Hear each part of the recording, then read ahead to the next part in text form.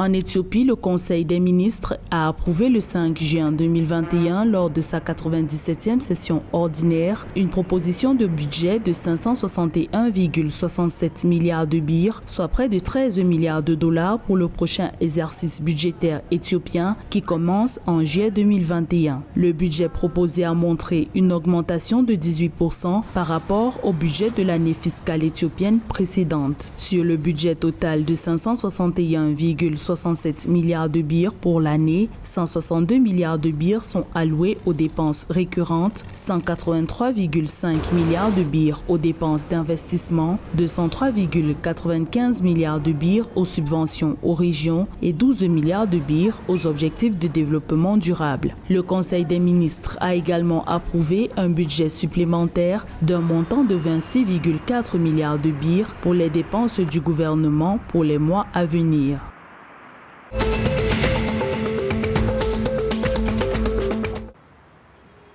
Au Soudan, Mohamed Hamdan Dagalo, commandant des forces de soutien rapide RSF, a rejeté publiquement l'intégration de ces forces dans l'armée soudanaise, remettant en cause les projets de fusion des différentes armées sous un commandement unifié pendant la période de transition. S'exprimant lors d'une cérémonie commémorative en l'honneur d'un commandant du mouvement de libération du Soudan Mini Minawi à Khartoum le 4 juin, le leader du RSF s'est cependant plaint de machinations politiques à son encontre, rappelant que le changement de régime au Soudan est devenu une réalité grâce à son soutien au peuple soudanais. Selon lui, intégrer les forces de soutien rapide dans l'armée pourrait briser le pays. Yassir Arman, vice-président du mouvement populaire de libération du Soudan Nord, a déclaré qu'il existait un problème entre l'armée soudanaise et les forces de soutien rapide, ajoutant que le pays ne peut se permettre de disposer de deux armées.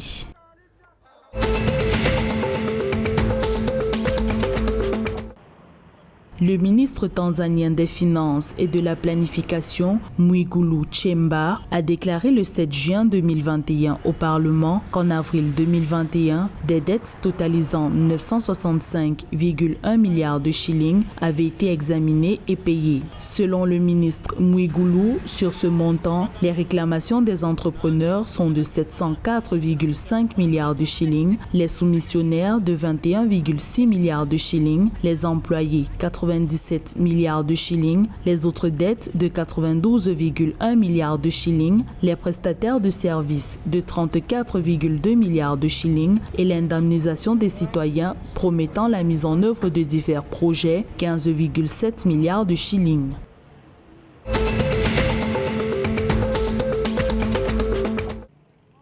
L'inspecteur général de la police kenyane, Hilary Mutyambai, a formé une unité spéciale pour faire face à l'augmentation des agressions, des meurtres et des vols avec violence à Nairobi. Hilary Mutyambai a noté que la nouvelle équipe anti-agression ciblait tous les cas impliquant des agressions à moto. Selon la direction des enquêtes criminelles, des policiers seront en patrouille 24 heures sur 24, 7 jours sur 7. Une équipe anti-agence élaborée, composée d'une unité spéciale de prévention du crime, s'occupera des homicides. La police encourage également le public à alerter les forces de l'ordre s'ils détectent une activité inhabituelle.